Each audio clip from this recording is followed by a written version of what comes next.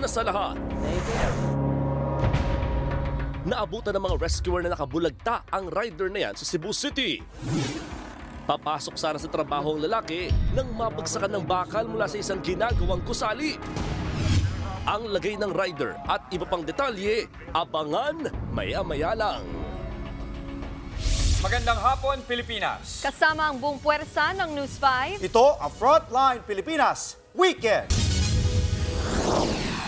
Dating Bambantarlac Mayor Alice Go itinanggi ang ulat sa isang dokumentaryo ng Al Jazeera na isa siyang Chinese spy. Pang-hold up sa isang karinderya sa May Kawayan, Bulacan sa pool sa CCTV. Mahigit 300 residente ng mga Embo Barangay na inilipat sa Taguig mula Makati, pinahintulutan na ng COMELEC na maghalal ng kinatawan sa kamera. Bagyong Julian, lalo pang lumakas. Ang latest sa lagay ng panahon, alamin. News 5 Exclusive. Mga Pilipinong naiipit sa airstrikes ng Israel sa Beirut, Lebanon, humihingi ng saklolo. At sa Happy Weekend, ang nakakatakam na trending giant chicharon ng Bulacan.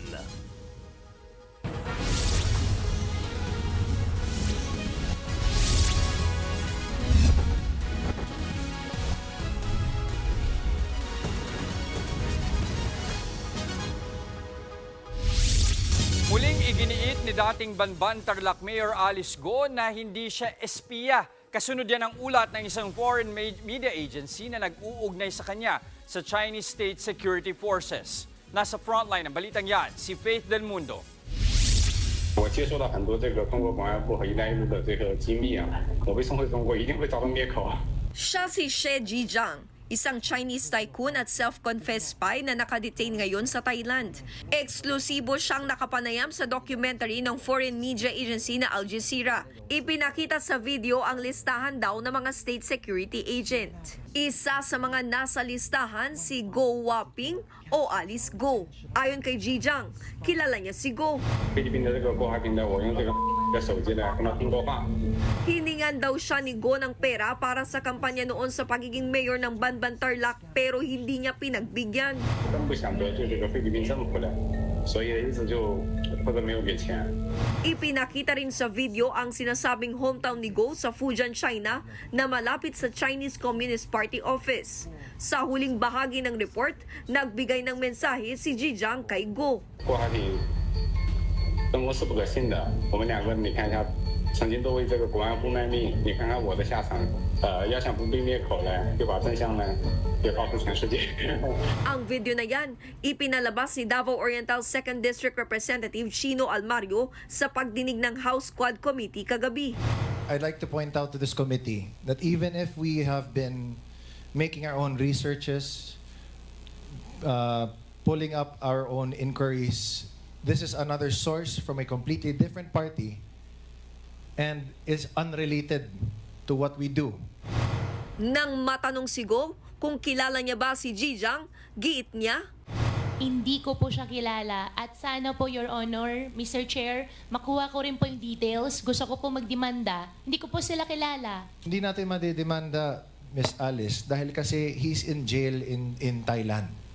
And the reason why he's speaking the truth now is because, as he was saying that din in the video, although hindi lang pinakita dito, is that he is also being illegally detained. tila napiko naman si Go nang magtanong pa ulit ang ilang kongresista. It's better for you to ask him. Kasi siya po yung naglabas ng video, so siya po nakakaalam ano yung makakapag-benefit po sa kanya. Definitely, hindi po ako spy. Okay. Relax ka lang. Bakit ka galit? Kasi po, ganun din po yung nangyari last time. Sinasabi po nila spy ako. Mahal ko pong Pilipinas, Filipino po ako, hindi po ako spy. Okay, relax lang. Relax ka lang. Diba? You don't have to be so riled up if you know the truth. Giit pa ng dating alkalde, hindi siya nanghingi ng pondo para sa kampanya noon. Your Honor, unfair naman po para sa akin. Hindi ko po siya kilala at never po ako humingi ng campaign fund entirely. Gusto ko rin po na iparating sa lahat ng kababayan ko at buong Pilipinas na rin po. Mahal ko pang Pilipinas. Tumakbo raw siyang mayor ng Bamban dahil sa 3 dahilan. Isa po sa 3 ay childhood dream ko po. Pangalawa po, sa Bamban po ko lumaki. Gusto ko somehow makapag-share din po ng kung anong pong meron ako. Gusto ko rin po natulungan yung mga kababayan ko po. Pangatlo po, tinulungan din po ako ng former mayor din po namin sa town. Bukod kay dating Mayor Alice Go, present din sa pagdinig si Cassandra Leong at si Tony Yang na na-cite in contempt dahil sa umano'y pagsisinungaling. Nagbabalita mula sa Frontline, Faith Del Mundo, News 5. Samantala, pinaghahanap naman ng NBI ang 3 Indonesian nationals na posibleng konektado umano sa sinalakay na Pogo Hub sa Lapu-Lapu City, Cebu. Nadiskubre ng NBI nitong Huwebes ang 3 Indonesian passports nang buksan nila ang vault mula sa sinalakay na Pogo. Ayon sa NBI, hindi kasali ang 3 Indonesian sa higit 150 dayuhan na kanilang nasagip nang salakayan nila ang illegal na Pogo Hub noong August 31. Nakikipag-ugnayan na ang NBI sa Bureau of Immigration at Indonesian Embassy para sa record ng mga naturang dayuhan. Bukod sa passports, nakuha rin mula sa vault ang nasa 241 cellphones at susi. Ayon sa NBI, kailangan muna ng permiso mula sa korte para mabuksan ang mga ito, pati na ang mga nakumpiskang computer nang matukoy ang mga transaksyon ng sinalakay na illegal na Pogo. They secured that cell phones inside the vault because it contains vital information like not just information, it may contain proceeds of their illegal activities. So like when they scam somebody, they use that particular device. And that particular device, when the money is already transferred there, they will harvest it to another device. Sugatan ng isang motorista matapos mabagsakan ng mga bakal na tubo sa Cebu City. Nahulog ang mga bakal mula sa itinatayong gusali. Nasa frontline ng balitang yan, si John Aroa. Abala ang mga rescuer habang nilalapatan ng first aid ang isang rider sa Pope John Paul Avenue sa Barangay Mabulo sa Cebu City. Ang lalaki sugatan ng mabagsakan ng mga bakal na tubo mula sa ginagawang gusali na nasa gilid ng kalsada. Kinilala ang biktima na si Igor Gunato Jr., 40 taong gulang. Ayon sa Mabulo Police Station, nagmamaneho ang biktima papasok sa trabaho bago na disgrasya. Napag-alaman na habang hinihila pataas sa 11th floor ang 3 bakal sa construction site, aksidente nahulog ang mga ito. Tumalbog ang mga bakal hanggang sa tumama sa rider. Doon sa itaas ng building, ang mga trabante doon, mayroon silang binubuhat na mga tubo, no? Ang isa doon medyo maiksi, kaya nahulog. Hindi na natalian. Nung pagkahulog, tumama ito sa wire, tapos bumagsak sa simento, tumama doon sa isang motorista. Bagamat may safety net ang naturang gusali, hindi raw nito nakayang pigilan ang dire-diretsong pagbagsak ng mga bakal. Nabalian ng buto sa balikat ang biktima, pero maayos na ang kanyang lagay. Tiniyak naman ng kontraktor na sasagutin nito ang lahat ng gastos ng biktima sa ospital. Nagbabalita mula sa Frontline, John Aroa, News 5. Sa ibang balita, sinalakay ng mga armadong lalaki ang isang karinderya sa May Kawayan, Bulacan. Nalimas sa mga gamit ng customer at kita ng nasabing kainan. Nasa frontline ng balitang yan, si Elaine Fulgencio. Binulabog ng mga lalaking naka-helmet ang kainang ito sa May Kawayan, Bulacan noong Martes. Isa-isa nilang kinuha ang mga gamit ng mga customer. Ang bag ng babaeng ito, persahang hinablot ng isa sa kanila. Makikitang armado ng barilang mga lalaki. Napaiyak na lang sa takot ang isang bata habang yakap-yakap ng kasama nitong matanda. Habang ang ibang customers, wala nang nagawa kundi yumuko. Ayon sa isa sa mga staff ng kainan, nakita nilang bumaba sa mga motorsiklo ang mga kawatan. Akala raw nila ay customer din ang mga ito. Hindi muna kami lumapit kasi ang ginagawa namin pag may customer, hanggang pag umupo, tsaka kami magbibigay ng menu. Natakot kami kasi biglang bumunot ng baril. Nagtangka pa raw tumakbo ang ilan sa staff at customers pero nagbanta ang mga sospek. Sinabihan kami na subukan yung tumakbo, babarilin namin kayo. Lahat kami na-trauma na, natakot na. Ayon sa pamunuan ng kainan, umabot sa 20,000 pesos ang perang nalimas ng mga lalaki. Tukoy na't iniimbisigan na ng pulisya ang mga person of interest. Mas hihigpitan naman daw ng barangay ang pagroronda sa lugar. Nagbabalita mula sa Frontline, Elaine Fulgencio, News 5. Sa lagay naman ng panahon mga kapatid, lalo pang lumakas ang bagyong Julian na nagpapaulan ngayon sa Northern Luzon. Sa latest bulletin ng Pag-asa, taglay nito ang lakas ng hanging aabot sa 75 kilometers per hour at bugsong aabot sa 90 kilometers per hour. Huli itong namataan sa 400 kilometers silangan ng Apari, Cagayan. Tinatahak ng bagyo ang timog-kanlurang direksyon sa bilis na 15 kilometers per hour. Ayon sa Pag-asa, posible pa itong lumakas sa typhoon category pagsapit ng Lunes at posibleng itaas hanggang signal number 4 ang ilang bahagi ng bansa. Sa ngayon, nakataas ang signal number 1 sa Batanes, sa Cagayan, Babuyan Islands, Hilaga at silangang bahagi ng Isabela, Apayao at Ilocos Norte. 20 bata ang nailigtas matapos lumubog ang sinasakyang bangka sa Pampanga. Sa Cagayan naman, isang bangka ang na-stranded sa laot dahil sa malakas na alon. Nasa frontline na balitang yan, si Rainiel Pawit. Kinailangang hilahin ang bangkang yan na na-stranded sa laot sa Bugey, Cagayan. Hindi raw kinaya ng bangka ang malalakas na alon. Kaya humingi ito ng saklolo mula sa mga mangingisda na sila namang nagtimbre sa Philippine Coast Guard. Ililipat sana sa Santa Ana, Cagayan ng MV Eagle Ferry na ginagamit ng lokal na pamahalaan bilang rescue at monitoring vessel. Nasagip naman ang kapitan at crew ng bangka. Dinala na sila sa pier ng San Vicente sa Santa Ana, Cagayan.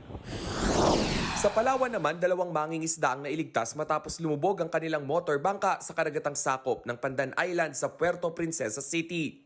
Nasagip ng 2nd Special Operations Unit Maritime Group ang mga mangingisdang naabutan ng malakas na alon at ulan sa laot.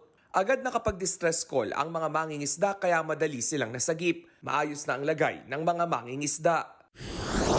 Sa Pampanga, 2 elementary students ang nailigtas matapos lumubog ang kanilang bangka sa Sitio Fatima, Barangay Bangkal sa bayan ng Guagua. Patawid ng ilog ang mga bata para umuwi at mananghalian. Pero overloaded umano ang bangka kaya ito lumubog. Nagtulong-tulong ang mga residente at mga bangkero upang sagipin ang mga bata. Wala namang nasaktan sa kanila. Nagbabalita mula sa frontline, Rainiel Pawid, News 5. Susunod, News 5 exclusive airstrikes ng Israel sa Beirut, Lebanon. Nakuna ng video ng mga Pinoy roon. Mahigit 40 patay sa pananalasa ng Hurricane Helene sa Amerika. At Blackpink Rosé pumirma ng kontrata sa isang American record label. Lahat ng yan sa pagbabalik ng Frontline Pilipinas Weekend.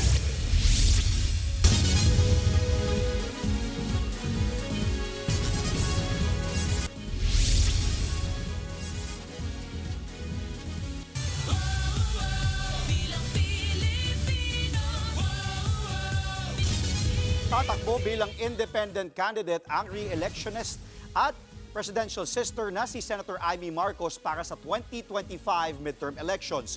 Yan ang inanunsyo ng senador 2 araw matapos siyang i-endorso ni Pangulong Bongbong Marcos na kasama sa Senate slate ng administrasyon. Matatanda ang tanging si Senator Amy ang hindi dumalo sa convention ng alyansa ni PBBM nitong Huwebes. Ayon kay Senator Amy, nagpapasalamat siya sa kanyang kapatid sa pagsama sa kanya sa kanilang alyansa at pagtatanggol nito sa kanya. Nagpasalamat din ang presidential sister sa Nationalista Party at sa kanyang mga kaalyadong patuloy anyang tumatangkilik at nagtitiwala sa kanya. Inspirasyon daw niya ang kanyang ama na walang ibang kinakampihan kundi ang sambayanan. Hindi madaling tumayong mag-isa sa kampanya at sa politika. Ngunit yan ang pamana ni Apo Lakay na ginugunita natin ngayon. Minabuti kong manindigan ng mag-isa upang wag nang malagay sa alanganin ang aking ading. Para wag nang mag-alinlangan ang aking mga tunay at minamahal na kaibigan. Pinipili ko na lamang manatiling malaya at tapat, hindi sa isang grupo, kundi sa bawat Pilipino.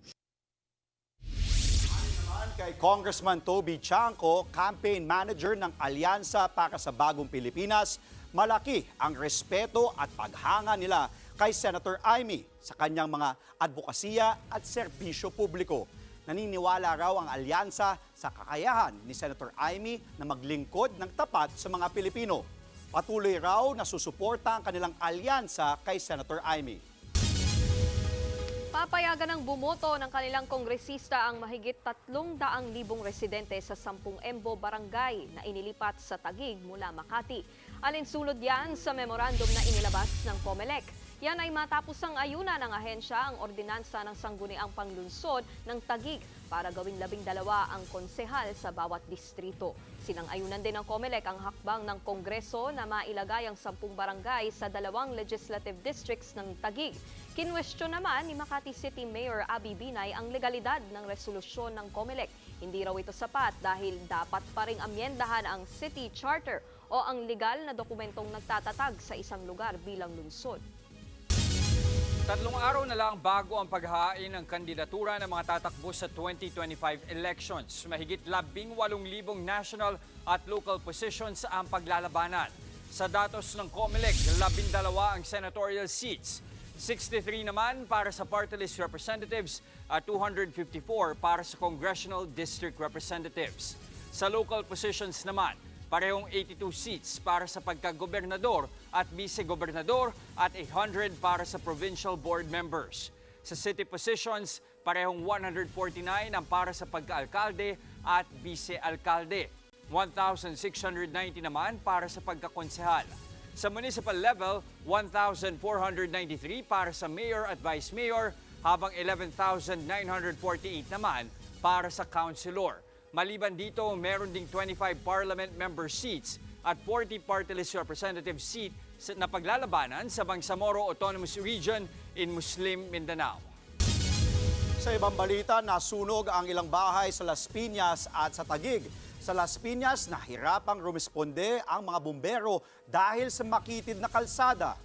Nasa frontline ng balitang yan si Elaine Fulgencio. Nabulabog ang mga residente ng St. Mary's Home sa Barangay Almanza 1, Las Piñas kaninang madaling araw. Ang mga residente, kanya-kanyang takbuhan para makatakas sa nagngangalit na apoy. Nagising na lang kami, ubod ng usok ng loob ng bahay namin kasi kalikudan lang namin yung nasusunog. Ngayon, ang laki-laki na ng apoy, bumaba na kami. Sinasabing sa bahay ng residenteng si Walter nagsimula ang apoy na mabilis kumalat sa mga katabing bahay. Lumabas ako, saglit lang. Pagbalik ko, may sunog na. Hindi ko alam, bahay ko pala. Nakita ko yung anak ko tumatakbo sa kalsada. Ngayon, sabi ko kanino bahay, sabi niya, Papa, bahay mo, wala na.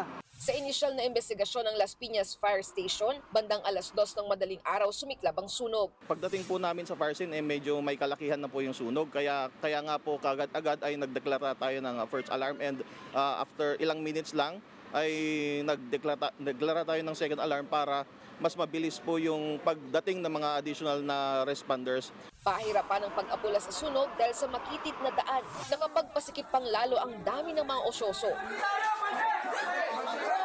7 bahay ang naabok at nasa 9 na pamilya ang nawalan ng tirahan. Wala namang naiulat na nasaktan o nasawi sa sunog. Sa covered court ng barangay, pansamantalang nanunuluyan ang mga nasunugan. Patuloy ang investigasyon sa sanhi ng sunog. Mag-aalas 10 naman kagabi nang sumiklab din ng sunog sa barangay Bagong Bayan, Taguig City. Agad namang naapulang apoy matapos ang kalahating oras. Iniimbestigahan pa ang sanhi ng apoy at bilang ng mga residenteng naapektuhan. Nagbabalita mula sa frontline, Elaine Fulgencio, News 5. Humihingi ng saklolo ang ilang OFW sa Lebanon na naiipit sa airstrikes ng Israel sa Beirut. Nasa frontline ng balitang yan si Rainiel Pawid, exclusive.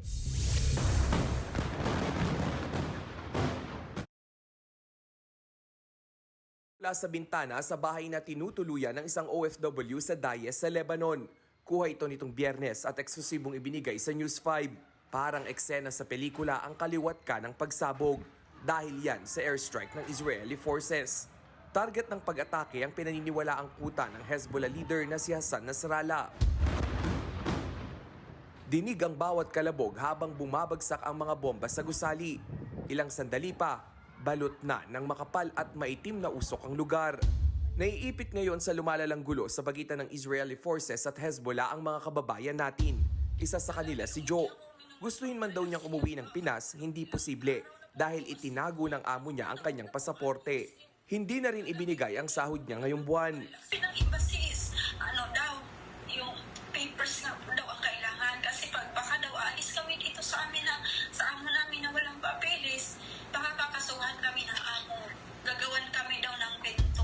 Ilang beses na raw niyang kinausap ang amo para sa kanyang passport at ilang dokumento. Pero nagmatigas daw ito. Ayaw talaga namin pumayag kasi nga kung in case na anong mangyayari dito sa Lebanon is hindi na po kami ma-reach out ng embassy kung saan kami, hindi nila kami matitrace kung saan kami.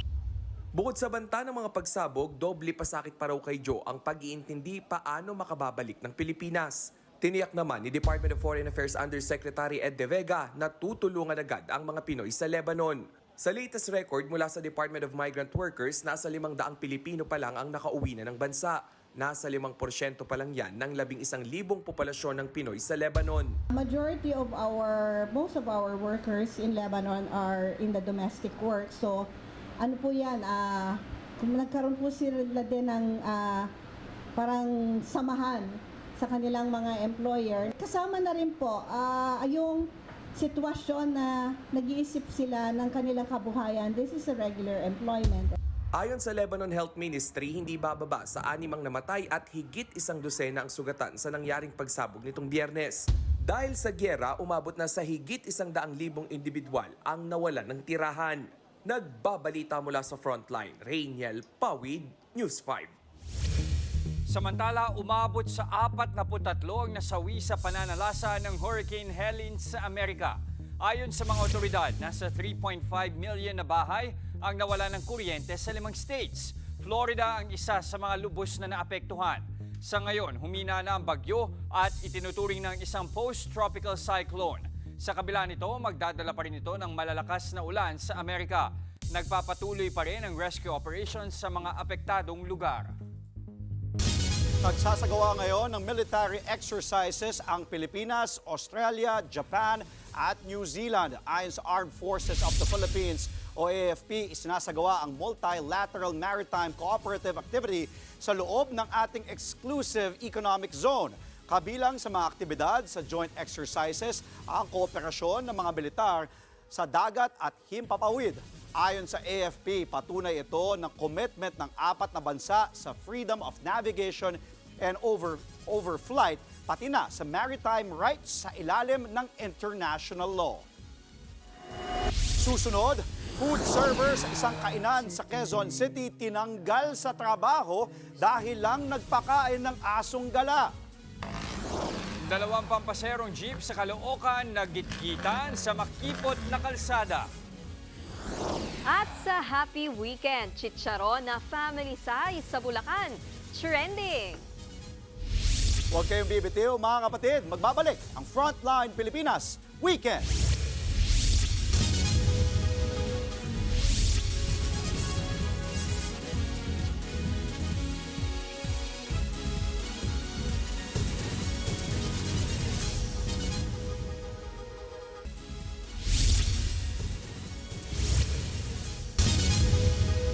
Bumuhos ang simpatya sa post ng isang food server sa social media. Tinanggal kasi siya sa trabaho matapos magpakain ng stray dog. Nasa frontline ng balitang yan si Faith Del Mundo. Day after day, I must face a world of strangers. Sa video na ito, makikita ang isang lalaking nagpapakain ng asong gala. Pero hindi niya akalain na ang kanyang trabaho ang magiging kapalit nito. Ayon sa uploader na si Ian Val, hindi niya mapigilan na bigyan ng pagkain ang mga hayop. Ginagawa niya raw ito tuwing break time niya sa pagiging server sa isang kainan sa Quezon City. Pero nakatanggap daw siya ng tawag mula sa kanyang employer at pinagpapaliwanag siya. Pinapirma rin siya ng termination notice dahil unsanitary umano ang kanyang ginagawa. Natroma raw siya nang hindi siya pinalabas sa opisina hanggat hindi pinipirmahan ang nasabing dokumento. Sinabi naman niya na ipagpapatuloy niyang pag-aaruga sa mga hayop kahit na wala na siyang trabaho. Marami ang naantig sa pinost niyang video na ngayon ay may mahigit 8 milyong views na sa Facebook. Ayon kay Julius Cainglet, Vice President ng Federation of Free Workers, labag sa labor code ng bansa ang naranasan ni Ian Val sa kanyang employer. Gaano ba kabigat ito that would merit the immediate firing of a worker? Paliwanag ni Cainglet, may karapatan ng isang empleyado sa due process. Siya dapat ay nabigyan ng pagkakataon upang sumagot sa mga paratang, ipaliwanag ang kanyang sarili at ipaliwanag yung kanyang mga naging aksyon. Una. Pangalawa, dapat klaro, meron ba talagang pulisiya ang kumpanya? Wala pang pahayag hinggil sa isyu ang kumpanyang pinagtatrabahuan ni Ian Val. Nagbabalita mula sa Frontline, Faith Del Mundo, News 5. Sa pool sa viral video ang gitgita ng 2 pampasaherong jeep sa barangay Bagong Silang sa Caloocan City.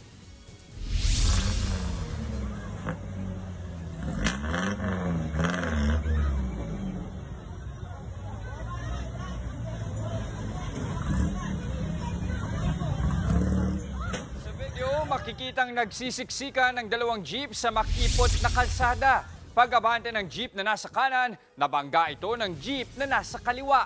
Dahil sa takot, bumaba ang mga pasahero ng jeep.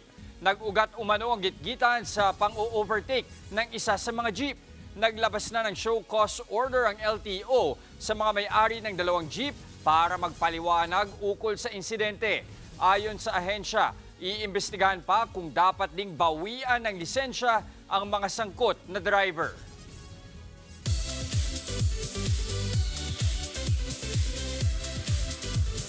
Ang hit Korean series ng Gyeongsong Creature may bagong season na. Puno raw yan ng mas matitinding bakbakan at umaatikabong aktingan. Nasa frontline ng balitang yan si MJ Marfori.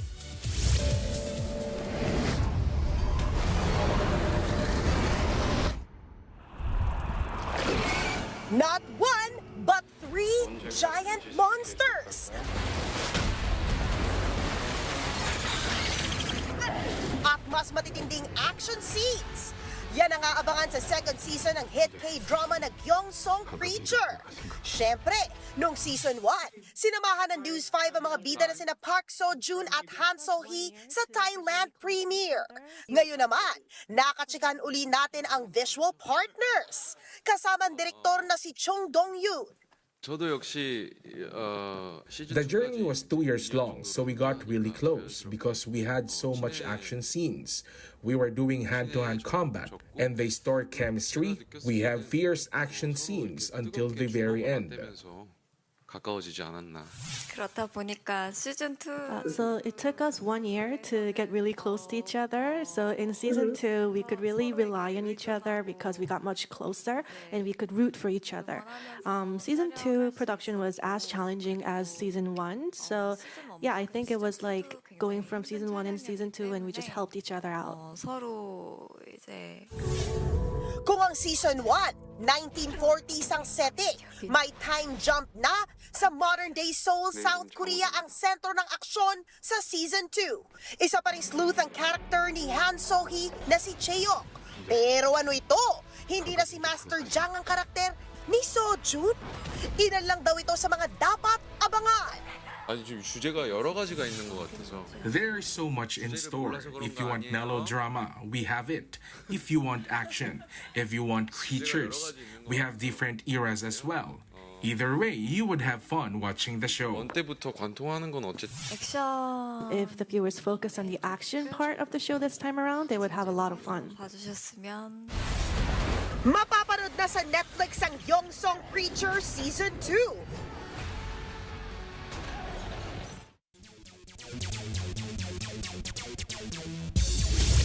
Mga kapatid, patuloy ngayong hapon ang mainit na bakbakan sa quarterfinals ng 2024 PBA Governor's Cup. Kasalukuyang naghaharap ngayon ang Converge Fiber Xers at ang San Miguel Beermen sa Game 2 ng kanilang quarterfinal series. Nasa second quarter na ang game at hawak ng Converge ang kalamangan 41-36 at wala ng 5 minuto ang nasa oras. Nangunguna ngayon ang San Miguel sa kanilang best of 5 series nang maipanalo nila ang Game 1 noong Huwebes. Mamayang 7:30 p.m. naman maghaharap sa Game 2 ng kanilang quarterfinals ang Barangay Ginebra at ang Meralco Bolts. Mapanood yan ng live sa RPTV, sa PBA Rush at sa Pilipinas Live app. Samantala, kagabi na itabla na ng NLEX Road Warriors ang kanilang quarterfinal series kontra TNT Tropang Giga matapos makuha ang Game 2. Final score, 93-90. Sa Santa Rosa Multipurpose Center sa Laguna. Sa huling 4 na segundo ng laro, na foul sa 4-point line si Rondae Hollis Jefferson ng TNT kaya't nagkaroon siya ng tsansang maitabla ang laro sa 92. Sa kasamaang palad, 2 lamang ang kanyang naipasok kaya't sinamantala na ito ng NLEX at naitakas ang panalo. Nagtala ang import na si Daquan Jones ng 38 points at 12 rebounds para sa Road Warriors habang 16 points naman ang dinagdag ni Robert Bolling. Sa iba pang laro, tinambakan ng Magnolia Hotshots ang Rain or Shine Elasto Painters sa Game 2, 121-69 para maitabla sa ang serye sa 1-1. Nanguna sa blowout win ng Magnolia ang kanilang bagong import na si Jabari Bird na umiscore ng 22 points at kumuha pa ng 13 rebounds. Solid si Calvin Abueva na nagtala ng 18 points at 10 rebounds. Magbabalik aksyon ang 4 na koponan bukas sa Game 3 sa kani-kanilang serye na gaganapin naman sa Inares Center sa Antipolo. Wala PBA, NBA naman tayo mga kapatid. Usap-usapan ngayon ang napapabalitang na trade na ang mga NBA All-Star na sina Karl Anthony Towns at Julius Randle. Inanunsyo ng NBA insider na si Shams Charania ng The Athletic na pinadala ng Minnesota Timberwolves ang kanilang star big man na si Towns papunta sa New York Knicks. Kapalit ang kapwa nito all-star na si Randle at Donte DiVincenzo. Last season, malaki ang naging papel ni Towns kung bakit nakaabot sa Western Conference Finals ang kanyang koponan. Nag-average si Cat ng halos 22 points, 8 rebounds at 3 assists per game. Naging importanteng pyesa rin para sa Knicks sina Randle at DiVincenzo last season. Nagtamo man ng maraming injury, nag-average pa rin si Randle ng 24 points at 9 rebounds. Siya ang naging muka ng Knicks sa nagdaang 5 seasons. Susunod, Blackpink Rosé, level up ang solo projects. At sa happy weekend, chicharon na Super XL, tikman nga natin. Tuloy-tuloy ang balitaan sa Frontline Pilipinas Weekend.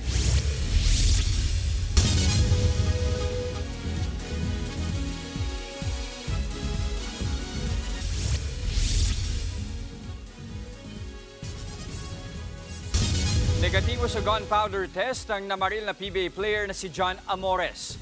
Kinumpirma yan ni Police Major Bob Luis Ordiz, hepe ng pulisya sa Lumban, Laguna. Pero ayon kay Ordiz, hindi ito nangangahulugang hindi nagpaputok ng baril si Amores. Makikita sa isang CCTV footage ang pamamaril ni Amores sa nakaalitang kapwa basketball player noong Miyerkules. Nakapagpiyansa naman kaagad si Amores sa kasong attempted homicide. Maraming factors na pwedeng makaapekto sa resulta ng paraffin test. Katulad din na nasa outdoor siya, yung hangin, yung anggulo ng kanyang pagbaril. Sa ibang balita, nahuli sa NAIA 3 sa Pasay ang isang babae nagpapanggap na intelligence officer. Kinilala ang suspect na si Sheena May.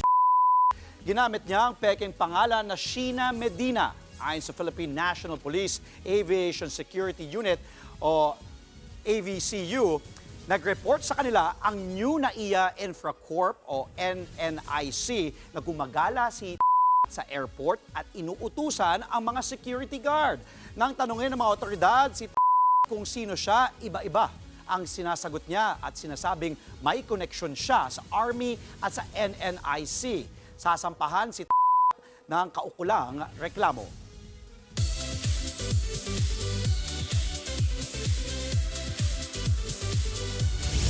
Dalawang icon ng local at international entertainment ang pumanaw kahapon. Isa dyan ang folk country singer na si Coritha. Kinumpirma yan ng kanyang life partner na si Chito Santos sa isang vlog ng ating kapatid na si Julius Babaw. Pasado 7 kagabi nang pumanaw ang OPM icon sa edad na 73. Ilan sa mga tumatak niyang awitin ang Oras Na, Sierra Madre at Lolo Jose. Pumanaw na rin sa edad na 89 ang British actress na si Dame Maggie Smith. Isa sa mga huling proyekto ng aktres ang Harry Potter films kung saan gumanap siyang si Professor McGonagall bilang head ng Gryffindor House. May bagong collab ang Blackpink member na si Rosé. Sa kanyang Instagram account, inanunsyo ni Rosé ang kanyang collaboration kasama ang Atlantic Records. Nag-launch din siya ng bagong Instagram account para sa update sa kanyang upcoming solo act. Samantala, lumabas naman sa Italian hit series na My Name is Gabriel, si Jenny. Gaganap siya bilang si Maria, may-ari ng isang farmhouse sa Rome, Italy. Ipapalabas ang episode sa September 27 at October 4.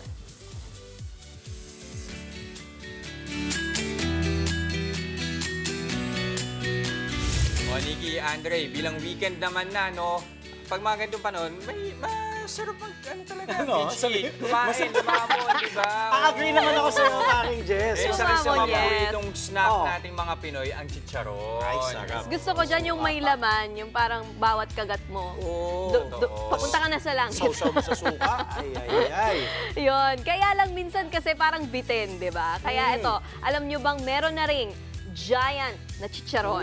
Uy, gaano kalaki? Alam ko kung saan mabibili yan actually. Naririnig ko yan, yung kaibigan ko, mahilig dyan. Balita ko, mga kapatid sintaas po na isang tricycle at ang giant chicharon na yan.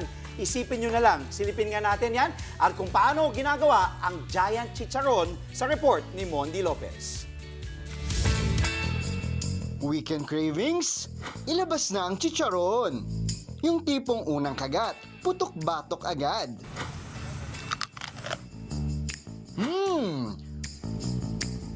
Pero teka, i-upsize natin ang minahal nating pampabata. Presenting Giant Chicharon na tumitrending. Sa tinaguriang Chicharon Capital ng Pinas, ang chicharon dito pinalaki pa ng wagas. Halos sinlaki ng bata. Halos sing haba ng motor at bisikleta. Sintaas ng trike na pamasada. Chicharon family size? Hay, pang isang linggong supply. Grabe ang laki. Road to heaven na yan. Ang tanong, paano nga ba ginagawa ang higanting chicharon? Ang binilad na balat ng baboy, ipiprito sa malaking kawa. Saka hahanguin? O ha? Mapapawaw ka talaga.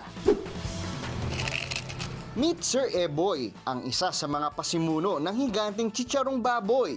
Try namin na merong isang buong balat para maiba naman sa tingin nila para maging parang panghatak sa tao. Mula Maynila, dumayo pa itong si Eddie para pick-upin lang ang jumbo chicharon, ha? Para sa cater, sir. A for effort sa pagkarga ng chicharon sa motor niya. Hep, hep, hep! Wala bang free sample dyan? Mukbangers era! Sa personal, grabe talaga. Ang laki niya at tangkad. Muntik niya na ako maabutan sa ito. Lutong. Tingnan natin.